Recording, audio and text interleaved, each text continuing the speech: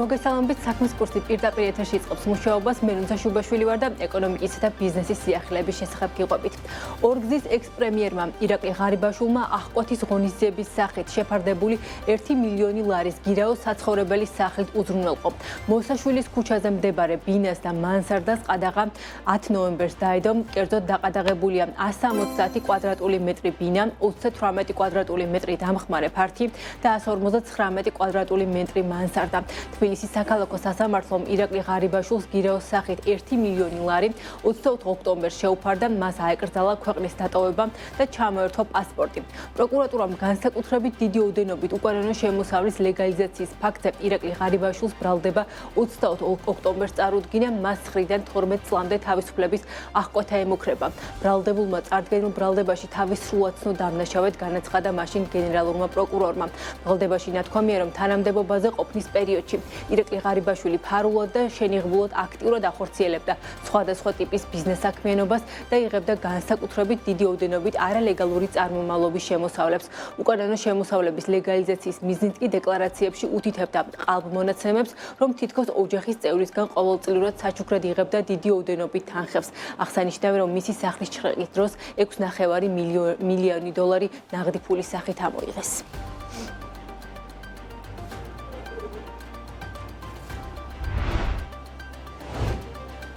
მთავრობა საგზაო უსაფრთხოების წესების დარღვევისთვის ჯარიმებს ამკაცრებს. შინაგან საქმეთა სამინისტროს ინფორმაციით უკვე შემუშავებულია საკანონმდებლო ცვლილებათა პაკეტი, რომლის მიხედვითაც 50-დან 100 ლარამდე იზრდება სანქცია 15 კმ/სთ-ზე მეტი, მაგრამ არა უმეტეს 40 კმ/სთ-ის სიჩქარის გადაჭარბებისთვის. ამასთან 50 ლარამდე იზრდება სანქცია ავტომობილში უსაფრთხოების ღვედის გამოუყენებლობისთვის და ამავდროულად მართვის მოწმობისთვის მინიჭებული ქულათა რაოდენობა შემცირდება 10 ქულით. ასევე 50 ლარამდე იზრდება სანქცია ავტომობილის მართვის დროს მობილური სარგებლობისთვის, 100 ლარამდე იზრდება ჯარიმა სატრანსპორტო საშუალების გზაზე მანევრირების წესების დარღვევისთვის, მინიჭებული ქულათა რაოდენობა კი 20 ქულით შემცირდება. ასევე დამატებითი პასუხისმგებლობა დგინდება ბასლაინზე სამარშრუტო სატრანსპორტო საშუალების გარდა სხვა ავტომობილით საპირისპირო მიმართულებით მოძრაობისთვის. ეს ქმედება გამოიწვევს დაჯარიმებას 200 ლარის ოდენობით. ცნობისთვის 2025 წლის 9 თვის განმავლობაში სახელმწიფომ საგზაო მოძრაობის წესების დარღვევისთვის დაწერილი ჯარიმების აკრეფით ბიუჯეტში 188 მილიონი ლარი შევიდა. 2024 წლის ანალოგურ პერიოდში კი ჯარიმების მოცულობა 172,7 მილიონი ლარი იყო.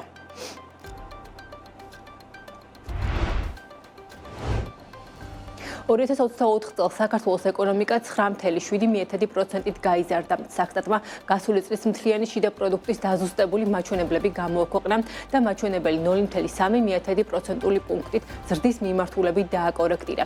ანგარიშის თანახმად გასულ წელს საქართველოს მთლიანი შიდა პროდუქტის ზომა 93 მილიარდ ლარს შეადგენდა, რაც პირველადი შეფასებით განსაზღვრულ მაჩვენებელზე 1,1 მილიარდი ლარით მეტია. გადაიხედა მშპ-მ ერთ მოსახლეზე ზომა დოლარში და ის გასულ წელს 9,241 დოლარს შეადგენდა, ზრდა 100 დოლარია. კონკრეტული სექტორების მიხედვით შეფასების ზრდა დაკავშირებულია ვაჭრობის სექტორის ზომის დაზუსტებასთან, თუკი თავდაპირველად ვაჭრობის სექტორის ზომა 12,2 მილიარდ ლარად იყო შეფასებული, ის 12,4 მილიარდამდე გადაიხედა.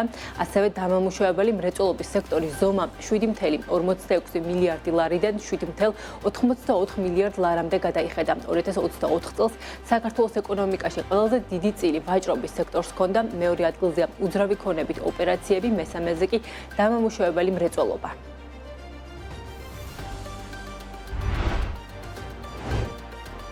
FMCG გაყიდვებში ონლაინ რეალიზაციის წილი იზრდება, თუმცა მისი წილი კვლავ დაბალია. ამის შესახებ გალტენ დაგარტი FMCG ბაზრის ახალ კვლევაში წერს, საინვესტიციო ბანკის მონაცემებით ონლაინ FMCG გაყიდვებმა 2025 წლის 9 თვეში 124 მილიონი ლარი შეადგინა, რაც ბრენდული FMCG ბაზრის შემოსავლების 1,7%-ია. გალტენ დაგარტის მოლოდინით ონლაინ FMCG გაყიდვების წილი გაიზრდება და 2030 წლისთვის ბრენდული ქსელების შემოსავლის 4%-ს მიუახლოვდება. უახლოვდება. საინვესტიციო ბანკის სწრაფად ბრუნვადი სამომხმარებლო საქონლის ბაზრის მიმოხილვის მიხედვით ეს ბაზარი წლიურად 10%-ით გაიზარდა და 17.9 მილიარდ ლარს მიაღწია. აქედან ბრენდული ქსელების შემოსავალი 7.9 მილიარდი ლარია, რაც ბაზრის თითქმის 42%-ია.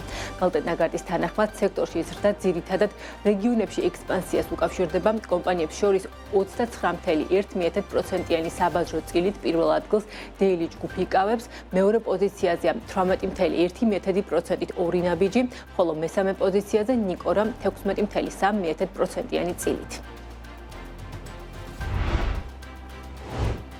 ელექტრონული კომერციის ასოციაცია ბიზნეს ომბუდსმენს მიმართა, როგორც ასოციაციაში აცხადებენ, ადგილობრივი ელ-კომერციის სექტორში კრიზისია და გამოწვევებზე სასაუბროდ ბიზნეს ომბუდსმენისგან ელიან შესაბამის უწყებებთან შუამდგომლობას. ასოციაციის თანადამფუძნებლის თამარ გოგოლაშვილის განცხადებით, გამოწვევა საერთაშორისო კონკურენცია, რაც ადგილობრივ კომპანიებს ბაზარზე არათანაბარ პირობებს უქმნის, მისივე თქმით, გამოწვევის გადასაჭრელად სექტორისთვის გარკვეული შეღავათებია საჭირო. ასოციაციის პრეზიდენტი აღნიშნავს, რომ საკითხი კონკურენციის სააგენტომ უნდა შეისწავლოს და ასევე DGG-ს ნაწილით საგადასახადო უწყებები დაინტერესდნენ. რა გამოწვევების წინაშეა ადგილობრივი ელექტრონული კომერციის სექტორი და რა სითხოვს დარგი? ამ თემებზე სტუმართან ელექტრონული კომერციის ასოციაციის თანადამფუძნებელთან თამარ გოგოლაშვილთან ვისაუბრებთ 15 საათსა და 30 წუთზე.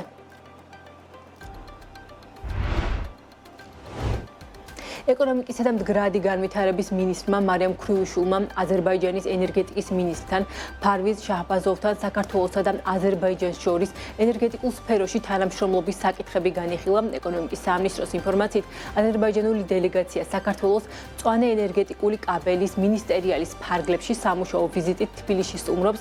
მხარეებმა სამხრეთ კავკასიის ელექტროენერგეტიკული სისტემის ევროპის ქსელთან დამაკავშირებელი კაბელის პროექტის მიმდინარეობაზე იმსჯელეს. საუბარი ასევე შეეხო ორ ქვეყანას შორის ელექტროენერგეტიკული ინფრასტრუქტურისა და ჰიდრორესურსების განვითარებას, აგრეთვე ნავთობისა და გაზის სექტორებში თანამშრომლობის კიდევ უფრო გაძლიერებას.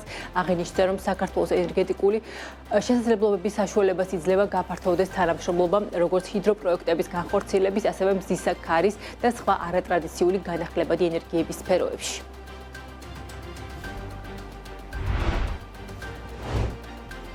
სურსათის ეროვნული სააგენტო სკოლების მიმდებარედ არსებულ კვების ობიექტებს ამოწმებს. სახელმწიფო კონტროლი ხორციელდება როგორც საცხობებში, ასევე მიმდებარე მარკეტებში, რომელთა მომხმარებლები ხშირად მოსწავლეები არიან. სააგენტოს ინსპექტორები ამოწმებენ ობიექტების სანიტარულ-ჰიგიენურ მდგომარეობას, სურსათის განთავსებისა და რეალიზაციის პირობებს, ვადებსა და სურსათის უვნებლობის სხვა მოთხოვნებს. ამავე დროს უწყვეტ რეჟიმში მოწმდება სკოლებისა და სკოლომდელი აღზრდის დაწესებულებების კვების ბლოკები. მიმდინარე წელს ჩატარებული 6,000 სახელმწიფო კონტროლის ფარგლებში გამოვლინდა 173 სამართალდარღვევა, რომელთა შორის ჭარბობს ვადაგასული სურსათის რეალიზაციის, ეტიკეტირების წესის დარღვევისა და რეგისტრაციის გარეშე საქმიანობის ფაქტები. სურსათის ეროვნული სააგენტო ყოველდღიურად ახორციელებს სხვადასხვა პროფილის ბიზნეს ოპერატორების სახელმწიფო კონტროლს. განსაკუთრებული ყურადღება იქცევა სკოლასთან მიმდებარე ტერიტორიაზე, სხვადასხვა სწრაფი კვების ობიექტები იქნება ეს თუ საცხობები. არა მარტო ბავშვები, დიდებიც ვიკვებებით გარეთ, ხო? რაც უფრო ჯანსაღი საკვები იქნება, მით უკეთესია. მით უმეტეს, აგერ სკოლა არის, გარშემო საცხობებია, სხვადასხვა პროდუქცია მზადდება და თუ ხშირი შემოწმება იქნება, კაი იქნება, რომ ყველანაირად დაზღვეული იყოს ბავშვები. სურსათის ეროვნული სააგენტო ამოწმებს პროდუქტებს, რომ ბავშვებმა მიირთვან ჯანსაღი პროდუქტი. ალბათ ყველა მშობელიც კმაყოფილი არის. არ აქონია ის პრობლემა, რომ რომელიმე ბავშვი არ მოწამლულიყო ან რამე. ასეთ იყო ამ დროისთვის საქმის კურსი. ჩვენ უკვე ერთმანეთს 13 საათსა და 40 წუთზე შევხვდებით დროებით.